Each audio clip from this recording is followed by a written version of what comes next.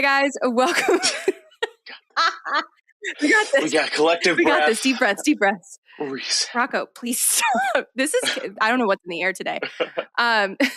Hey guys, welcome back for another episode of Not the Girl Next Door. I'm your host, Meg Reynolds, and we've got our first guest of the season on. Unfortunately, it is a man. I gave a man a microphone again. I'm so sorry. I made this joke on his podcast when he had me on a couple months ago. But we've got Eli Vazquez with us, and if you have not listened to his podcast, definitely go check it out, especially my episode. We did a lot of great yapping on there. But Eli is in the dating space as well. You call yourself like a self-hype coach, essentially, and I'll kind of let you intro yourself on that regard. But Eli is somebody who I have great respect for and all of his talking points. And when he had me on the podcast, he's somebody who you feel very at ease talking with. And it's very rare to meet somebody like that these days. So Eli, welcome to Not the Girl Next Door. Thank you so much for being here. Appreciate it. That's a better intro than a normal intro. It's like, I feel safe and comfortable talking with you. That is so sweet. Thank you for being on my show. You are phenomenal and so relatable and so wise. And I was just so proud of hearing your story and how you navigate life. So I appreciate it so much. Yes. I'm Eli Vasquez. I'm a personal development coach. I'm in the love and dating space, but I focus on the inner work. So that's why I say self-hype.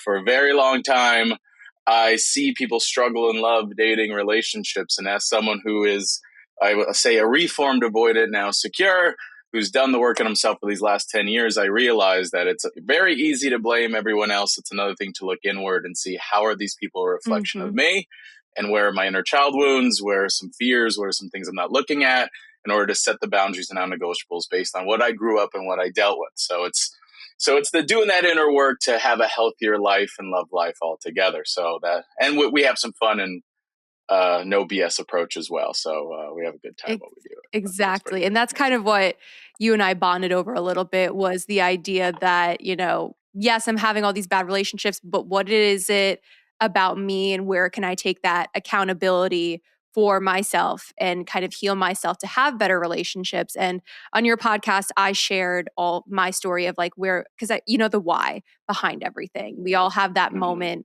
in our lives of like, I can't keep doing this. Oh my God, I can't go through this again. So what was that like for you? Because obviously I think, especially for men in dating and healing their attachment styles, it's not as openly discussed. And, so what is the reason for you? Was there a moment or a relationship that kind of put you on this path of healing your attachment style? And like, where did it all begin for you? Yeah, I mean, that's the one question so many ladies ask me, because my clients are women, anxious, attached women, gone through avoidant, discard breakups, Tale as old as time. things like that. So tale as old as time. So, as someone who's done the work based on their dysregulation, and obviously I always say reformed and recovering, because we're always going to have tendencies when we're navigating conflict and navigating certain patterns. But it's the one thing is, how efficient are you of being self-aware of it and being accountable of it and taking a different action? So leaning in versus leaning out. But the big thing for me is that everyone always asks, was it a breakup? Did you change to go back to her? When did you come back? All the Delulu things that pop up post-breakup when you're with an avoidant. But to bust the bubble for everybody, how I did the work on myself was for myself. That's the biggest thing. So I was single. I was in these streets. I was dating up a storm, not because I was super confident, which you think I would be on dates. I was actually extremely insecure and in a really rough patch of my life, because I was looking for external validation versus internal validation. And so it turned into distraction. And if you looked at my life outside of dating, oh, he's getting a bunch of dates and he's hollering and he's doing great. No, internally, my life sucked. I was in a job that I was overworked, underpaid. I was dealing with mental health struggles since forever. I'm the first to go to therapy in my family and all that. So I was noticing my life was crumbling in all these different areas. And I remember it's 2016, I just felt this gripping in my chest, and I just dropped to the ground. And I was drinking every day, again, I was dealing with depression, dealing with anxiety, dealing with all that. And rather than facing myself, I just used these vices to distract until I couldn't distract anymore. So I remember I was drinking a bottle of wine and I just dropped to the ground. I thought I was going to die. And that was the moment while laying on that bathroom floor that I was like, I have to do something different. And it was a hard reality of like, I can't see myself even living this way in a year. It scares me to keep living the way that I'm living. So I knew I needed to be the man that like I see for myself that I'm not doing. Like, and that was for me. So I took over a year off of dating. I wasn't even in a relationship, but I took a whole year off just to kind of sit with myself. Like, don't lean into the distraction. Don't lean into the dopamine hit. Don't lean into the external validation. Sit with this. And this feels uncomfortable. If this feels scary, guess what? That's you. And it's our job to turn this into a home.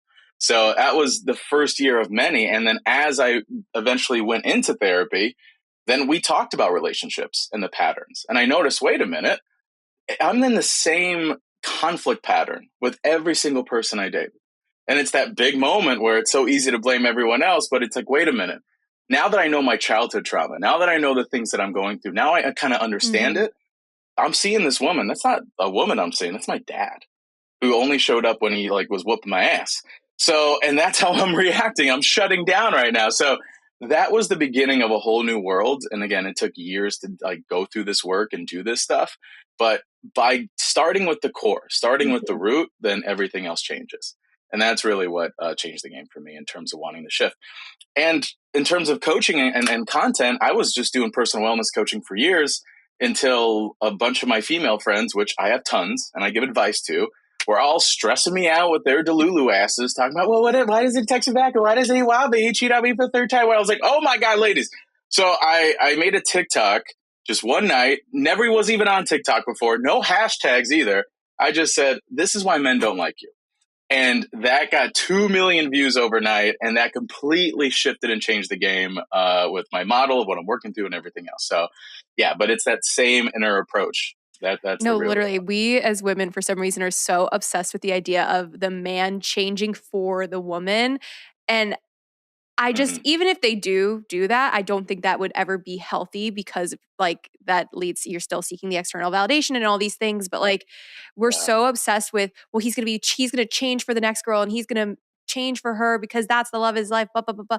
And it's no, people have to change for themselves. I had to do it. You had to do it. Like, people can only truly change because they want to for themselves. And it would be for the benefit so they can meet somebody, have better friendships, all these things, but it comes from within. And I think that's, we as women need to understand and accept and recognize that you can't change the man and he's not going to change for you. Like I said this on an episode a couple weeks ago, that who they are when you're dating them is who they're going to be when you're marrying them. And it's like, you have to pay attention to that. But you know, this is funny because I actually, before we recorded, just yesterday recorded the podcast that's going to come out before this episode. And I talked a lot about community and friendships. That's what the whole episode was on.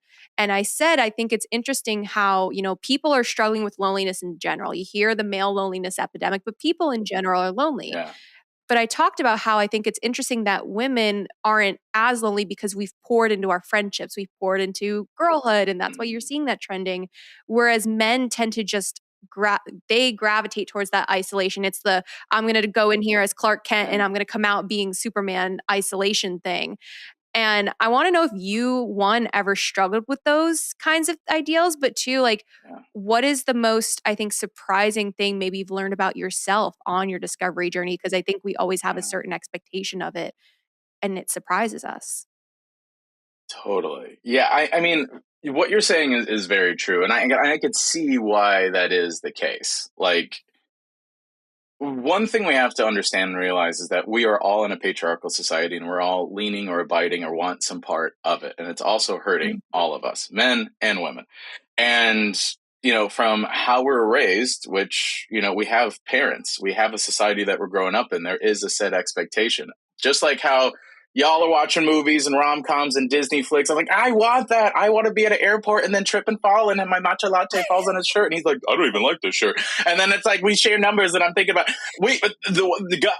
are the same way as men growing up and sexual tension in airports needs to be studied. Like, there's something about being a hot man on an airplane and you're like, I don't see a wedding ring. Like, Yeah, I get more sexual tension at United Airlines, like waiting for my flight, than at any nightclub I've ever been to. It's just like everyone wants it, but everyone's acting like they don't, and they have the big headphones on and like oversized pajamas, not in any like holler attire whatsoever. But yeah, but that's the thing though. It's like there's a set expectation based on what you see consistently, and based on men, we grow up seeing who's the most badass guy in the room, who's the most quiet, who has it all together, who's the most confident, who's hollering at the chicks, who's doing all. It's the quantity thing versus being chosen by one. So you're kind of built in this competition, this kind of set expectation of competition, but that doesn't really create space for emotional openness. Now, I'm a little different. I grew up with aunts. My mom was only 19 when she had me, so my aunts were like 3 years older than me.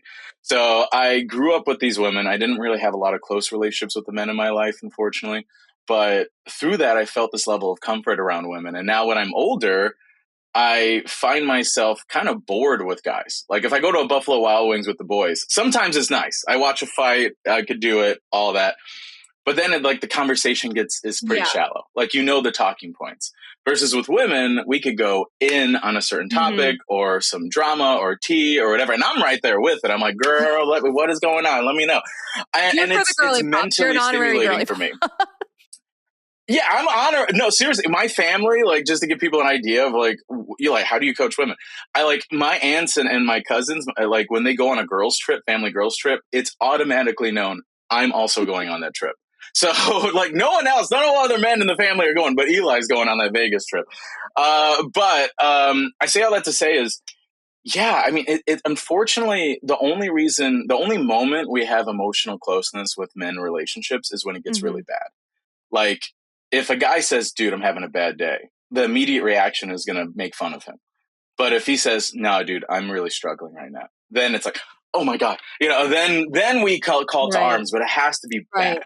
Like, and that's what sucks is because a lot of the times if you're going to be that person that's going to say, hey guys, can we talk about feelings at the Buffalo Wild Wings? That's like you being the first one dancing. That's what Chili's at a big is for. You got to go to the Chili's to talk about your feelings. Buffalo Wild Wings is for. We got to go to the Chili's to talk about your feelings over, what is it? The molten lava cake, the little chocolate cake. The molten lava cake, that's right. The molten lava cake, that's right. You go to Chili's to talk about your feelings. Yes. Let's go. Let's get this freaking episode sponsored by Chili's. We go to Chili's to talk about our feelings. That's what it is. New Chili's ad just dropped. New Chili's ad. Are you having a Valentine's Day? You take a girl on a date to Chili's. You talk about your feelings. You fall in love. You get married at the. I love the Pepper is the mascot. He's the ring bearer at the wedding. Like. He's the ring bearer. We need to make the Chili's have just as much sexual tension in it as the airport. I think that's what the goal is. Sexual tension in a Chili's? That would go hard. Sign me up. I fucking love Chili's, so this is great. I love that we're having this conversation. It's fantastic. I think that's the only like, I know you asked me this on your episode, but like I thought more about it since. Yeah. And I think if a guy took me on a date to Chili's, I would honestly be okay with it. Like that's the only... only fast food place I probably would be okay with because and I don't know what it is. Maybe it's this bringing the sexual tension to Chili's thing. I don't know. But Megan, I'm here for it, but that's slander. How dare you call that fast food? That is elevated national chain dining. All right. That's what that is. Okay. You don't serve margaritas at a McDonald's. Come on. What is going on? No, I actually did a video on that of Chili's. I was like, ladies, if a man takes you on a Chili's date, marry his ass. And it was pretty controversial in the comments, but I always say it's that dude that like love bombs you and takes you to the really pricey place before he even knows who you are. He's just trying to flex. I'm an authentic man. I'm a Chili's man. I want to connect with you economically. Tell me your deepest, darkest secrets right damn now. This is what I say I'm bad at dating. I can't remember if we talked about this when I was on your podcast, but I did a video once where I was like, I'm bad at dating because I don't give a shit about the small things. I don't care what your favorite color is. I don't care like where you went to college. I don't care about those stupid surface level things. I want to know, when was the last time you cried? Like, who hurt you in high school? Did your high school girlfriend cheat on you? Like, where are these wounds from? I want to get down to the nitty gritty because like, that's how I connect with people. My best friend, actually my ride or die forever. I was having an issue with one of my guy friends, and he was like, I don't get why she like is so nosy. And Haley stopped him and was like, you need to understand one thing about Meg, and it's that her love language is asking questions. Like she shows people she loves them by asking questions and like being there for them and understanding what's going on in their life. Like she wants to know people and be known by people. And I was like, a man could never talk about me that way. A man could never talk about me the way my best friend talks about me. And this is why my standards have risen so much. And I think why so many women feel like a man's never going to get it. But I still think there are things women get wrong about men. And there's a lot of misconceptions. Yeah. What do you think are some of the biggest ones that you've seen in dating, like coming from women? Yeah. Well, also, I want to say it's like, you being naturally that way of a curious person that loves to go into those combos, that's your greatest strength to filter men out. Because I mean, I get where guys are coming from, where like there's this, like the animal kingdom. It's the dude flicking, it's the gorillas throwing poop at each other and the birds doing little dances, puffing their feathers. So there is a part of men who want to be like seen as like, oh, he's cool or dope. So, but unfortunately, guys misstep in just making it about them versus understanding that curiosity is king when dating. Like all you got to do is just ask a woman a question and say, how does that make you feel? And tell me more. That will get you way further down the line than you just talking about your accolades and how much money you got and how cool you are. But but I think there are those curious people out there. I love those questions. I'm the same way. I like, okay, cool. We're at Chili's. Let's get into it. And I think you should ask those questions too, because men perform. And so you're just getting you're getting their like customer service representative. You're getting their salesperson on the first couple dates. So by asking these direct questions, they're mentally stimulating because you want to find out if the guy is emotionally self-aware and accountable. That's fine if there's chemistry. You're already going to play around and do all that, but you got to find moments of that self-awareness. So those questions are great. I tell ladies all the time, ask him, what does anger, fear, and anxiety look like on you? How do you show up in conflict? Like without blaming anyone else, why are you single? You know, and you could say it in a fun, flirty way as you're eating a cheese stick and just like, you know, so like what, like, how do you show up in conflict? Are you just like, you like a rage daddy or what's going on? Like, what are you know, you can play around with these conversations, you know, make it cute and fun and flirty while getting to know them. I totally missed your original question. You were too focused on the cheese stick. No, it was. I was too focused what do you on think are some of the biggest misconceptions that women have about men when it comes to dating? Like, where do you think women go wrong? Ooh, yes. I think women don't really understand the fact of how emotional men are. And one thing I will say is that when a man, might piss women off, but when a man falls in love or if likes a girl, it's the worst day ever. Like if say ladies are like, I like this guy, really? And oh you're my like, God, that's so exciting. I like chat, him. like, I know. Yeah. But on the flip side, guys are like, bruh, what? I like her. Oh man. Oh my God. I know. Fuck. God. It's like, it's a whole thing. I'm like, oh man, now there's this emotional vulnerability that's there and I care about her and I want to keep her safe and fight a wolf in her honor. You know, that's like a process that a dude goes through. But we are feelers. And I think it's more, I think the issue is men grow up feeling they have to perform in order to receive love. And if you got to think, if you're like a teenager growing up and you see all your boys getting attention from women that spit the most game, or the guy that gets the most attention for women who is the most bold or like hollering or talking or whatever, you start associating self-worth with like putting yourself out there and performing, which is a very slippery slope when it comes to young men because they think that's their only outlet of gaining a sense of self. But there's also a lot of emotions there. Like, I think the fun thing is I make content around dating and relationships and heartbreak for women, but the algorithm sees me as a man in this niche. So I get content from men on the men's side. And it's a lot of heartbroken men. It's a lot of men that do feel lonely and want to find that wifey and want to do those things. I think just a lot of dudes are mixed up in themselves. They're getting in their own way of being stuck in the performance versus showing up in their most authentic. And it's that challenge. And I get why women are frustrated. I get why you would even be frustrated me telling you that, because you're thinking, that's why he ghosted my ass last week. Screw him. He don't got no feelings. Like, and another thing too is like everything that a guy does, and this is a human thing, is out of their relationship with fear. If they have a poor relationship with fear, they're going to discard, they're going to ghost, they're going to do all those toxic things. Yeah. If they have a healthy relationship with fear, then they're going to sit you down and say, hey, I don't think this is working out, but I wish you the best. And that's how you could take it off of you, making it so personal and really let them show you who they are and what their relationship with fear is. And that's the real of it. But yes, we have emotions. We get sad after the breakup too. That's another thing I hear all the time. You guys aren't even sad. No, we're just coping through Tinder. That's it. We're just using swiping as our draw the line strategy. at taking a Tinder date to Chili's.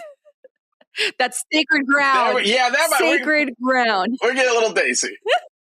That's true. Yeah. And also, too, if your dusty ass ex is like posting selfies with the new girl at a Chili's and that was your guys' spot, he's doing that out of revenge because he's sad and upset and tired and doesn't know how to deal with that emotion. So he's just distracting and on this revenge tour. And again, if you're sad by that, imagine being the girl on the date thinking they're just doing a cute little date night when really it's just a revenge tour for another woman. So for my heartbreaking people, you're good. You're in the right spot. You don't want to be anywhere else. You're exactly where literally. And with this too, obviously, I talk a lot about dating on my podcast. And of course, I've got the trolls in my comments constantly being like, male loneliness isn't real. Look at this narcissist talking. If I had $1 for every time a man on my page called me either fat or a narcissist or both, I would not need to work ever again a day in my life. But I think it just shows how bitter and angry people are in general. And I kind of like, there's just such a gap. Like when you look at the comment section on my pages, you see all the women being like, I couldn't have said it better myself. Oh my God. Yes. Like I feel seen. I feel validated. And then you got the men just like, beep, beep, beep, beep, beep, like still parroting the exact same thing I'm talking about and I'm like, you guys are proving my point. And so it just shows how there is such a disconnect between men and women these days. What are your just like thoughts on the disconnect and how do you think men and women can kind of start understanding each other more to have better relationships? Because I think that's still why so many relationships fail is there's a lack of willingness to understand. Totally. Yeah. You're hitting on something that will be studied in Netflix documentaries 10 to 20 to 30 years from now of the battle of the sexes, the peak TikTok era of us feeding into the snowball of growth of men are shitty and suck. And you're validated by that. I understand that. But a lot of generalities too that you could fall into, and men as well. Like, well, I can't express emotion, and women don't only want men with money and six pack abs and all that other stuff. So it's like the big thing is like I see women's like pain and I hear who they end up dating, which is so different from the narrative online of what men are consuming.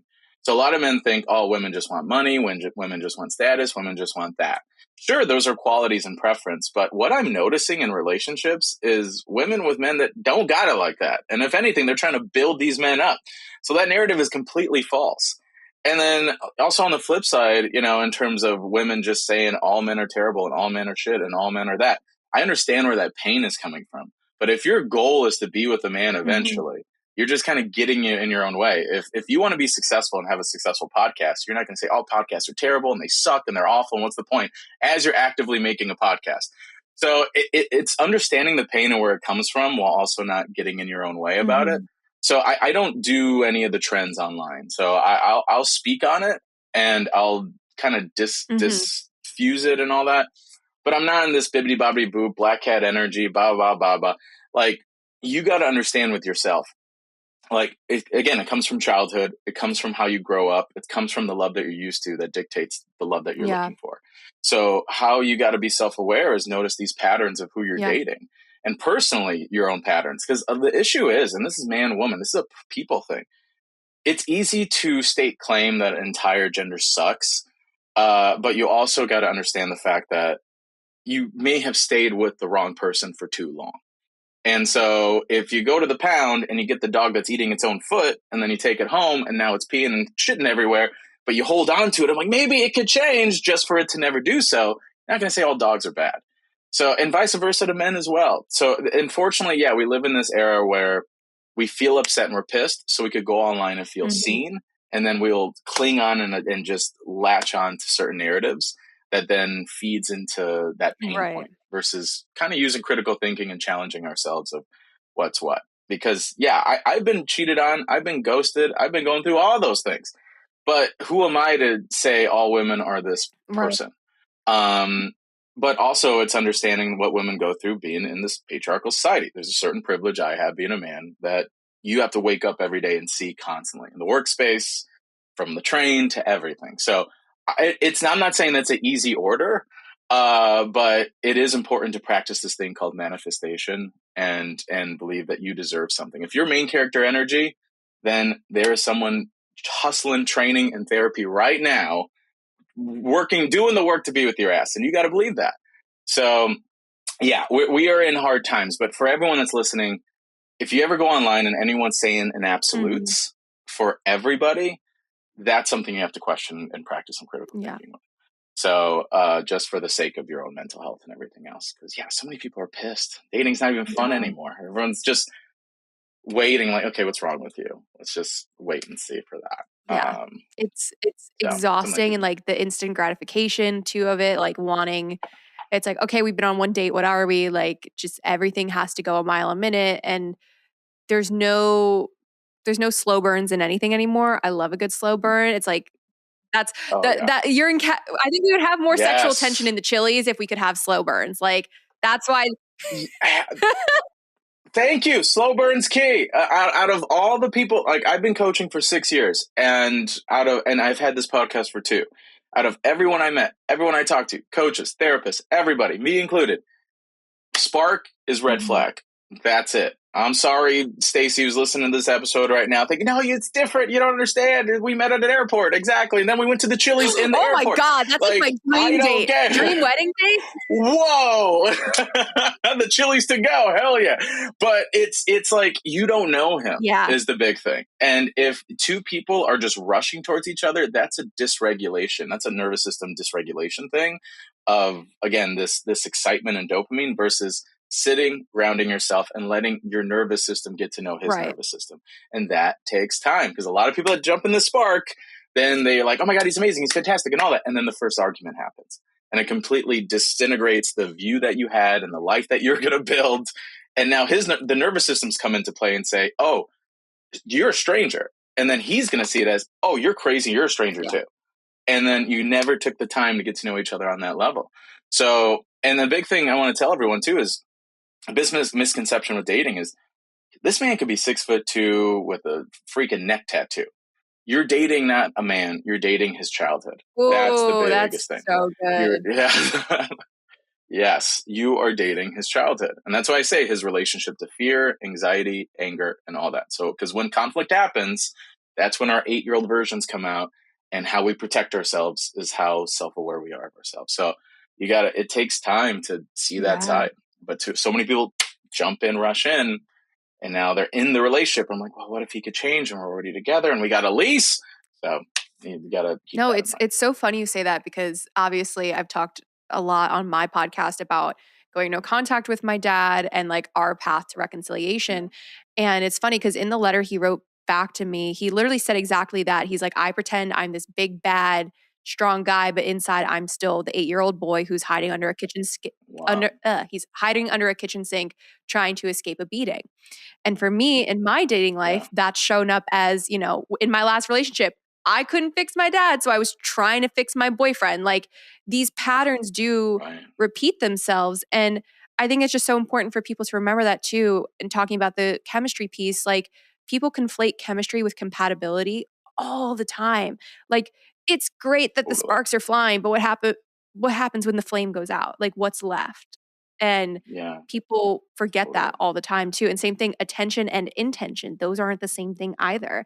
And so how do you think for women, especially in the early stages of dating, who do struggle with that anxiety, can kind of suss out the attention versus intention piece and kind of see, is this going to be a safe guy for me to be around? Yeah. Woof. Thank you for asking that. I was ready to go. I was like, I got some things for you, girl.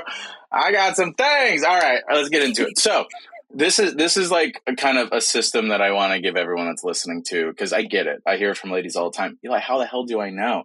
Like manipulation is an art form. And some men are not even conscious of it, which is the scary thing. That's just how they move through the world. So how do I know this is a good date versus we're really connecting? How do I know he's just putting on a performance? How do I know?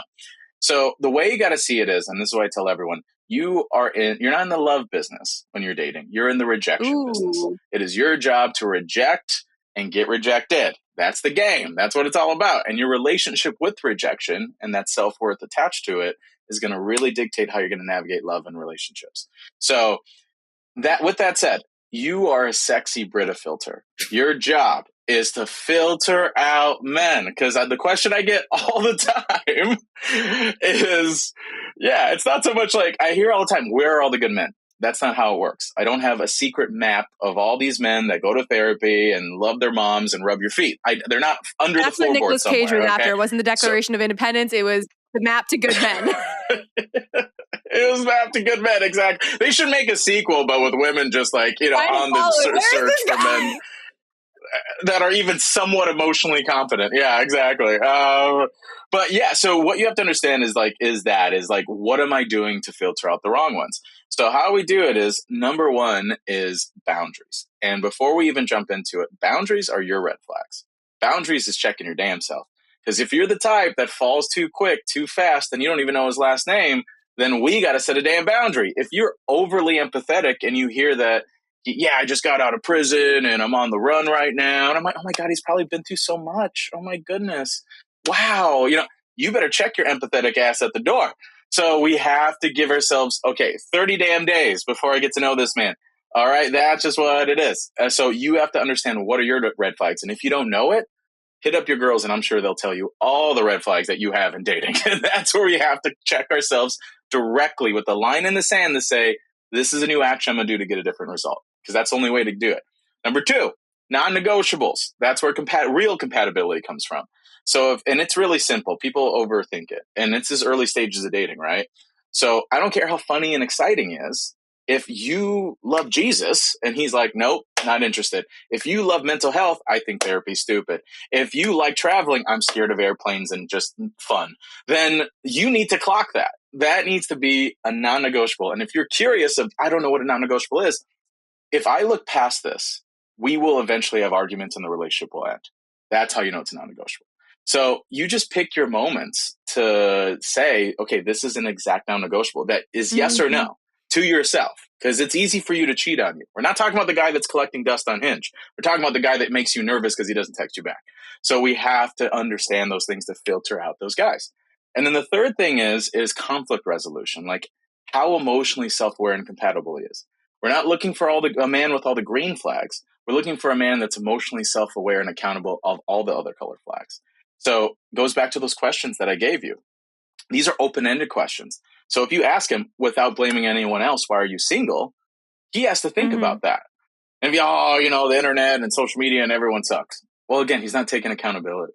So why you need to understand, if a man could say, okay, either one, I broke up with my ex because she's nuts, or I broke up with my ex because we had a lot of communication issues. I would shut down a lot. That's something I've been working on. I get why I shut down. It comes from all XYZ. But this is how I'm kind of checking myself going forward. That's great. He's taking accountability. And why you want this, because if you guys get into an argument and he gets emotionally dysregulated, it's not immediately your fault. And you're trying to make him be different from who he is. He can say, I'm having a moment and this is where it comes from. And this is how you could support me and how I could support myself. So obviously it's not going to be perfect. Not every Brita filter gets 100%, but at least you're honoring your boundaries based on your inner child wounds of wanting to be wanted or maybe wanting to be saved, and also clocking what is deep long-term compatibility, and that's going to filter out men. And then also you're opening up the floor with some intentional questions. And also look at his algorithm. You could ask him, if you go through a bad day, or what do you consume content-wise? A best thing to know is a man's algorithm, what he follows and how he digests content. It says so much about him as well. So those are just some tools and tips for people that could filter out. No, that's so true, especially with the consuming content piece. And I know you kind of touched on that earlier, but it's so important, especially now that we are in general across the board, not even when it comes to just dating, but just across the board being conscious consumers of content, because there is a lot of bullshit out there. when you speak with a certain level of confidence and bravado, you can convince people of anything. That's literally like, the art of manipulation 101 is you got to the fake it till you make it thing. And I kind of actually, if people are listening to this, they'll know I talked on that in the confidence episode a couple weeks ago. But, we as people, like, it's so easy to, especially nowadays, for other people to form our opinions for us. Like, we see a video about, I don't know, the Grammys were last night. See a video from the Grammys, immediately, instead of just watching the performance, you're going to the comments to see what other people are saying about the performance. And so you're forming your opinion based on the opinions of others instead of forming it for yourself. And it's kind of the same thing that happens in dating where, and I want your thoughts too on getting advice from friends in dating. Like, we get a text that confuses us.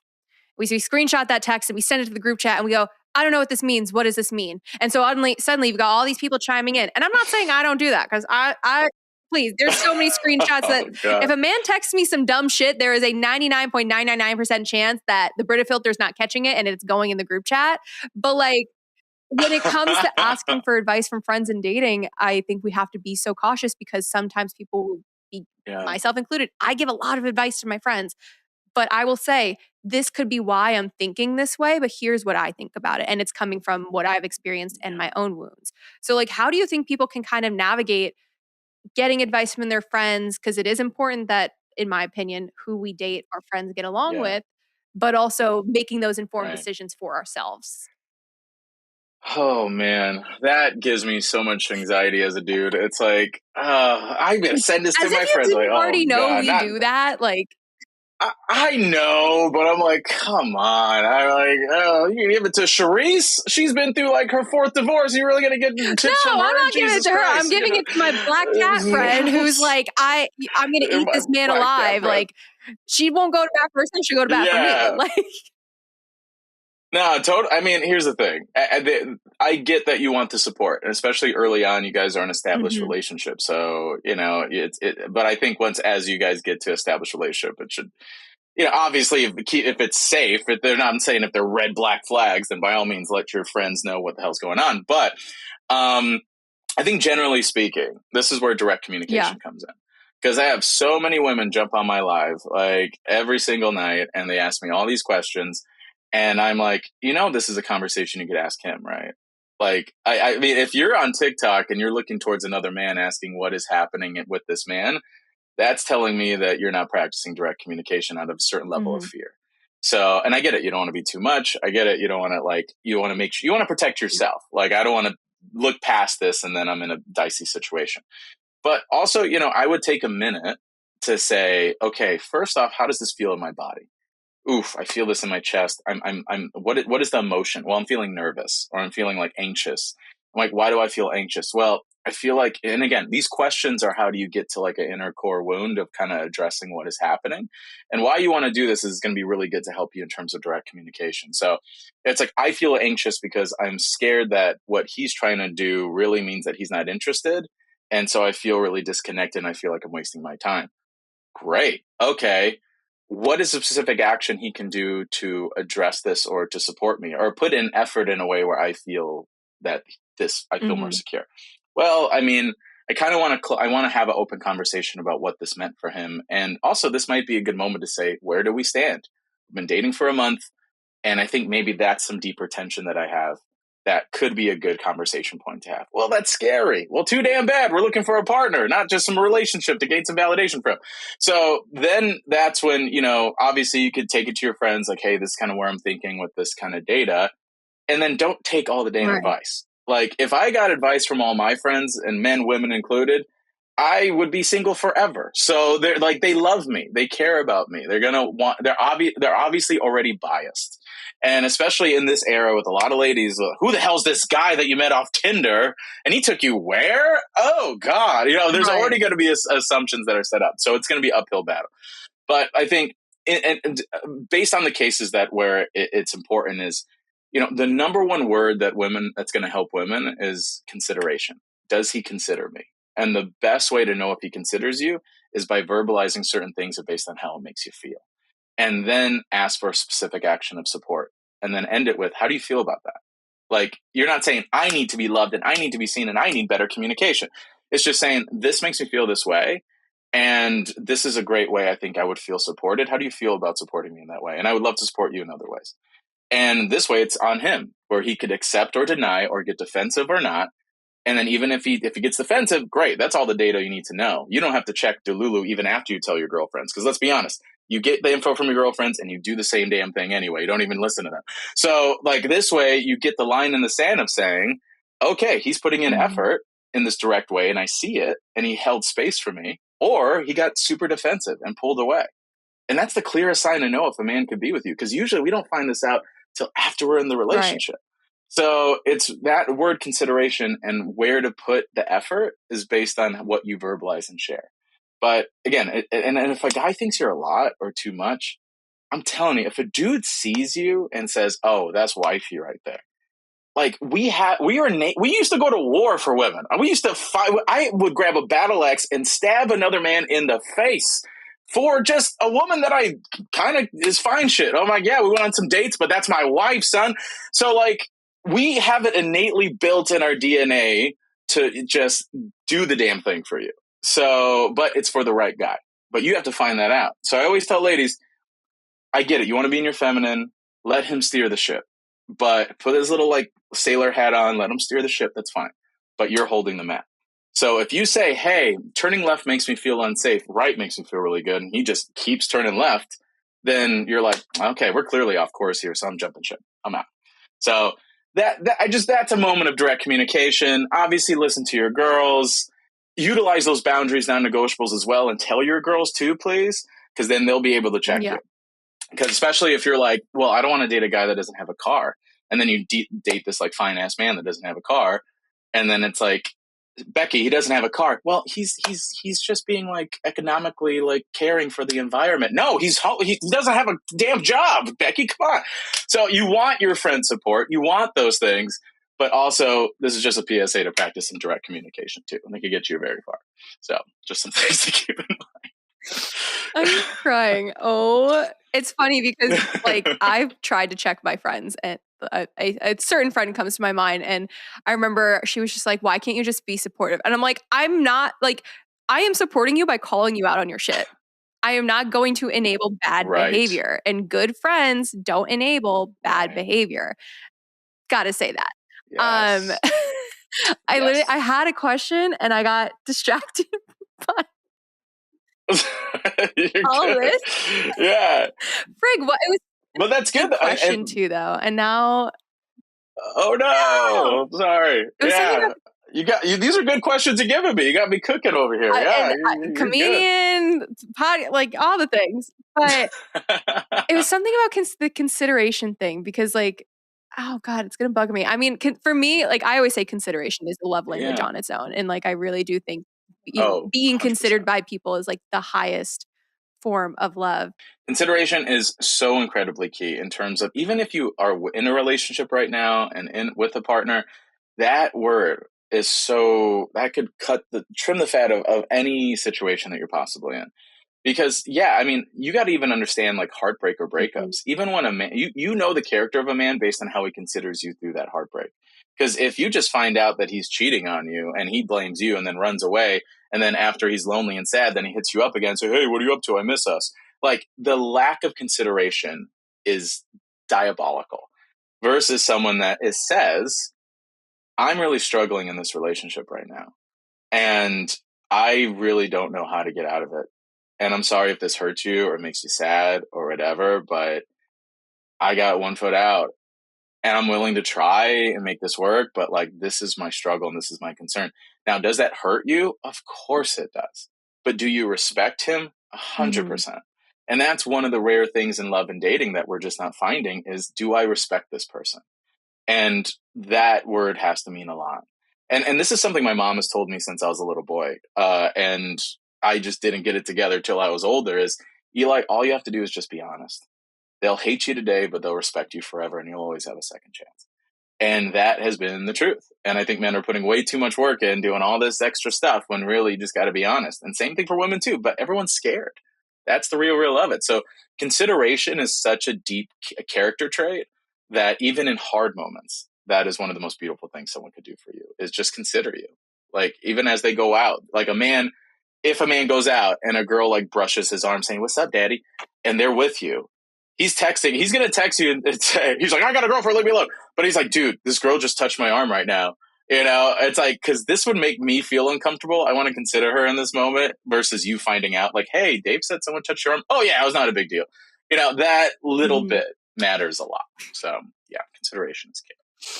I freaking can't with you. That's so, but it's true. Like I couldn't have said it better myself. And I know you got to run soon, so I'll just ask you kind of one last you're good. One last question with, relationships and dating. I know you asked me on your podcast, are men embarrassing? Is having a boyfriend embarrassing? So I'm going to extend the question to you of how can men stop being embarrassing? I that's such a good question.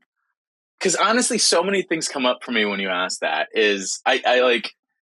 I get the comedic effect. I love it. I get it. I hear it every day, right, with clients and stuff. But even the rise of that article and how it caught fire online is just like, it made me a little bummed out as a dude. It's like, God, you really don't like us or really don't need us. And I'm like, should I even try to date you all? Like, it's hard to hold. Men aren't coming up to women anymore, and also boyfriends are embarrassing in two hands. And then as a dude who is not this type of guy that just like goes and spits game and hollers and just goes up to women at bars, I gotta like really build up my confidence before I go up to a girl. And even then it's gonna be like, "Do you like ice cream?" And then I'm like, "Ew, get away from me." But it's we're in this like difficult situation as a society where women, as they should, have gotten so much like social backing and policy change that reflected them being equal in a lot of areas, in terms of voting, in terms of income, in terms of education, in terms of all that. But how relationships balance was, the men had a lot of these things and women had the emotional stuff. So now women have now these traditionally masculine traits of money, education, all these things, but also have the same emotional prowess where men don't. Like, and if anything, they're not making as much as women. So there is this divide of women justifiably being frustrated and wanting more, as they should. But unfortunately, there's not this social backing of men in that emotional state to kind of connect the dots. So is it embarrassing to have a boyfriend? No. Is it embarrassing to lose yourself in a relationship and try to justify someone who's not there for you, and everyone else seeing so much love and value that this person clearly doesn't because you don't see it in yourself? Yes, that's what it is. It's like, if it's like bringing your boyfriend to the party and he just sits there and it's like, "This is Dave." So, oh, he's so funny. Oh my God. Dave's just like quiet. He's like the little, like, he's kind of like Batman, That's embarrassing. Versus, a man coming up like, "Hi, I'm Dave. Nice to meet you. It's my first time meeting, all the friends. I want to leave a good impression. I made a cheese plate." That's not embarrassing. So I think the one thing you have to understand is, yeah, how am I losing myself in this relationship? Am I trying to fit myself in a situation that I know I'm outgrown? That is where it gets embarrassing. But also with embarrassing, it's a difficult word, because then that could be self-inflicting too on yourself. Where that's what I'm saying. I'm so curious about this stuff. I always like, I don't care even what you did, even if you took your situation back for the eighth time. I don't care about what you did. I just want to know why you did it, and ask yourself why you did it.